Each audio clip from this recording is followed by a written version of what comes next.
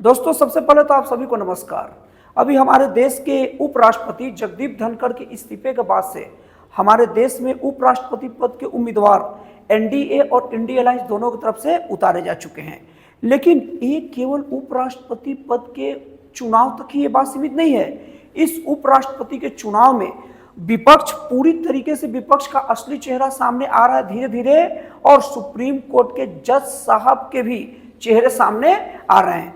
तो इस वीडियो में हम लोग ये दोनों पक्ष को देखेंगे कि क्या क्या ऐसा चीज हुआ जिसके लिए मैं ये बात बोल रहा हूं। तो सबसे पहले मैं बात करता हूं विपक्ष की। दोस्तों, राहुल गांधी है अभी कुछ महीनों से या सालों से ही बोल सकते हैं, और अभी के दिनों में तो इस मामले बहुत एक्टिव है।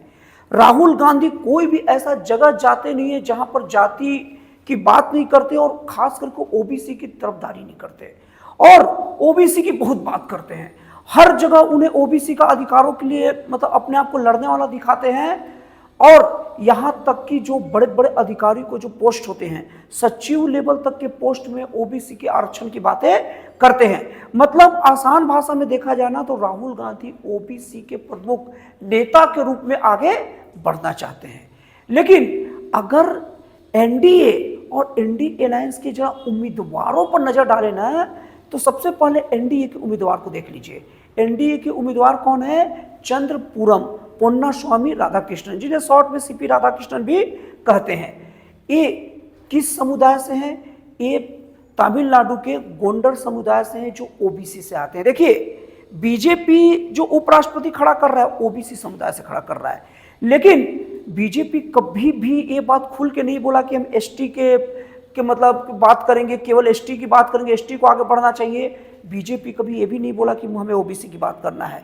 लेकिन उम्मीदवार उपराष्ट्रपति कौन लाया? ओबीसी लाया। अब दूसरी तरफ अगर राहुल गांधी की बात किया जाए तो राहुल गांधी हर जगह ओबीसी की बात करते हैं, लेकिन अभी जो इंडिया अलायंस की तरफ से जो उम्मीदवार हैं वो क्या है? बी सुदर्शन रेड्डी। अब ये किस वर्ग से आते जान लीजिए। बी सुदर्शन जो रेड्डी है ना, वो जो रेड्डी जो टाइटल है, ये माना जाता है कि एक काकतीय वंश जो भारत में 1052 से लेकर 1076 तक शासन किया था, उस राजवंश से आता है। और निश्चित तौर पर ये एक ऊंची जाति है, मतलब अग्र जाति है। तो राहुल गांधी हर जगह बोलते हैं कि हम ओबीसी की बात करेंगे, ओबीसी के लिए बात करते हैं, लेकिन उपराष्ट्रपति का उम्मीदवार ओबीसी नहीं ला पाए, नहीं दलित लेके आ पाए। लेकिन बीजेपी बात बात में ओबीसी दलित की बात नहीं करती। लेकिन बीजेपी का देख लीजिए, उपराष्ट्रपति ओबीसी, राष्ट्रपति दलित, हमारे देश के अभी मुख्य न्यायाधीश भी दलित है, और उसके बाद में खुद जो मुख्य प्रधानमंत्री है नरेंद्र मोदी जी, वो खुद ओबीसी ही हैं। तो इस तरीके से आप देख सकते हैं कि कैसे राहुल गांधी की कथनी और करनी में कितना बड़ा फासला है। अब आप कल्पना करिए कि यही उल्टा होता। मान लीजिए कि एनडीए की तरफ से उम्मीदवार क्या होते हैं? बी सुदर्शन रेड्डी, जो ऊंचे जाति के होते, और इंडिया अलायंस का उम्मीदवार क्या होता? ये होते सीपी राधाकृष्णन। तो तुरंत राहुल गांधी और पूरी विपक्षी नेता इस बात को कूद जाते, देखो उपराष्ट्रपति ऊंचे वर्ग से लाए हैं, ये दलित विरोधी हैं, ये ओबीसी को आगे नहीं बढ़ने देना चाहते। कोई मुद्दा हो चाहे ना हो, ये मुद्दा लाते ही लाते। आपको अजीब लगेगा जानकर, लेकिन सच्चाई है। अभी हमारे देश के सुधांशु शुक्ला जो अभी नासा में गए थे, आईएसएस में गए थे, अंतरिक्ष स्टेशन में, वहां पर इनके तरफ से, इनकी पार्टी के नेताओं की तरफ से बोला गया कि कोई दलित को क्यों नहीं भेजा गया, जबकि वहां केवल प्योरली योग्यता की बात थी। दलित, ओबीसी या ऊंचे वर्ग से बात नहीं थी, जाति की तो बात ही नहीं थी। लेकिन यहां पर इतनी बातें करने के बावजूद भी राहुल गांधी या विपक्ष एक ओबीसी उपराष्ट्रपति का उम्मीदवार नहीं चुन पाया, जबकि पूरा भरे पड़े हैं। तो इस तरीके से अब आप समझ गए होंगे कि कैसे विपक्षी पार्टी और खास करके कांग्रेस और खास करके राहुल गांधी ओबीसी और दलित की बातें तो करते हैं, लेकिन उनके लिए काम नहीं करते। और बीजेपी दलित ओबीसी की बात करती ही नहीं ज्यादा, और सीधे करके दिखा देती है, और परिणाम देख रहा है जो सामने है, उसके लिए कोई प्रमाण की जरूरत नहीं है। अब हम लोग आते हैं जज साहब को लेकर। दोस्तों आप लोगों को बता दूं, इंडी अलायंस के जो उपराष्ट्रपति पद के उम्मीदवार हैं बी सुदर्शन रेड्डी, वो पहले सुप्रीम कोर्ट के भूतपूर्व जज रह चुके हैं और कई बड़ी बड़ी मामले में अपने फैसले भी दिए हैं। तो जैसे ही इन्हें उपराष्ट्रपति पद का उम्मीदवार बनाया गया, इनका पहला बयान सुनेंगे तो आपका माथा हिल जाएगा, दिमाग में कुछ दौड़ेगा। उनका ये कहना है कि अभी इंडी अलायंस मतलब विपक्षी जो नेता हैं वो 60% देश की जनता का नेतृत्व कर रहे हैं। अब भाई इतना जान लो कि हमारे देश में कौन कितना वोट पाया ये मैटर नहीं रखता, हमारे देश में जीता कौन है और कितने किसके सांसद है ये मैटर रखता। अब एक बात कोई भी समझ लेगा, कोई बच्चा भी समझ लेगा कि अगर 60% अगर इनका मत लोकसभा में होता तो क्या इनका प्रधानमंत्री नहीं होता, और पूरे देश में होता अगर 60% इन लोग का अगर मत, तो विपक्ष का सरकार होती आधे से ज्यादा राज्यों में। लेकिन विपक्ष की सरकार भी आधे से ज्यादा राज्यों में नहीं है। मैं आप लोग को बता दूं कि हमारे देश के लोकसभा में 543 में 293 सांसद तो खुद एनडीए की तरफ से हैं और उसमें 240 जो 44% अकेले पूरे के पूरे लोकसभा के सदस्यों की संख्या का है, वो तो अकेले बीजेपी का है।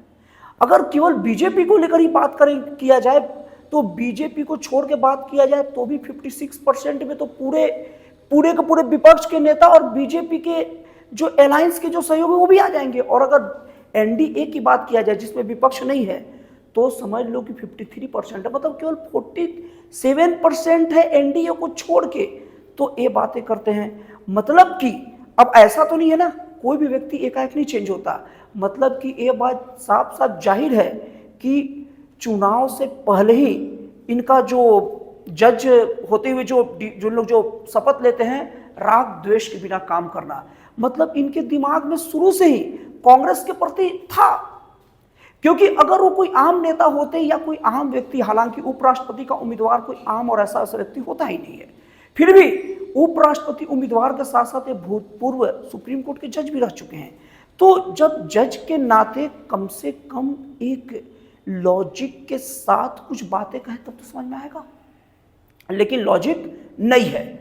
अब कल्पना कीजिए कि यही अगर कोई जज मतलब रिटायर्ड जज को उम्मीदवार अगर बीजेपी बना देती, मतलब एनडीए बना देती, तो विपक्षियों का सबसे बड़ा मुद्दा ये होता कि देखो ये उनके फेवर में पहले फैसले दिए होंगे।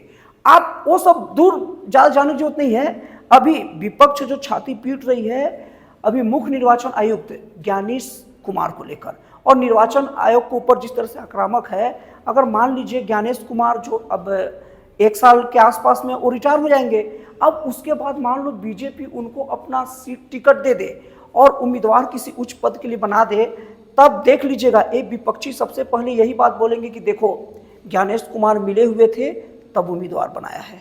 लेकिन यहाँ अभी कांग्रेस के तरफ से या इंडी अलायंस के तरफ से जब कोई उम्मीदवार बनता है ना, तो सारे गुनाह माफ रहते हैं। तो इस तरीके से देखा जाए तो विपक्ष और जो जज साहब बोले तो ये भूतपूर्व रिटायर्ड जज साहब की बात कर रहा हूं, बी सुदर्शन रेड्डी की, जो अभी एक दिन उपराष्ट्रपति का उम्मीदवार हुए नहीं हुआ और इतनी सारी बातें जो कि है ही नहीं उसके मतलब विपक्ष के पक्ष में बोल रहे हैं। तो निश्चित तौर पर जज होते हुए भी जरूर इनका ध्यान होगा, जरूर इनका सॉफ्ट कॉर्नर कांग्रेस के प्रति होगा। अंदाजा लगाना मुश्किल नहीं होता क्योंकि रातों रात किसी का दिमाग का चेंजेस नहीं होता, और निश्चित तौर पर भाजपा विरोधी भी होंगे। और जब ये शपथ लिए होंगे राग द्वेष के बिना काम करने का, तो राग द्वेष के बिना काम कैसे हो पाता है? मैं उनके जजमेंट पर सवाल नहीं उठा रहा हूं, लेकिन उनकी सोच पर तो सवाल मैं उठाऊंगा ही, क्योंकि ऐसी बातें वो बोल कैसे सकते हैं कि हमारे देश में 60% बहुमत मतलब मत विपक्ष के पास है। तो अगर इतना ही है तो फिर विपक्ष की सरकार क्यों नहीं है? तो दोस्तों मुझे उम्मीद है मैं आपको समझा पाया होऊंगा कि किस तरीके से उपराष्ट्रपति पद का उम्मीदवार केवल उपराष्ट्रपति पद का उम्मीदवार नहीं है, उपराष्ट्रपति पद का चुनाव की केवल बात नहीं है, बहुत सारे लोगों के असली चेहरे और कथनी करने में कितना अंतर होता है, ये हमें देखने का समय है। तो दोस्तों आपको ये वीडियो कैसी लगी, जानकारी कैसी लगी, प्लीज कमेंट करके बताइएगा। तो फिर मिलते हैं अगली वीडियो में एक नए, एक जन कल्याणकारी और एक राष्ट्रवाद से प्रेरित नए विचारों के साथ।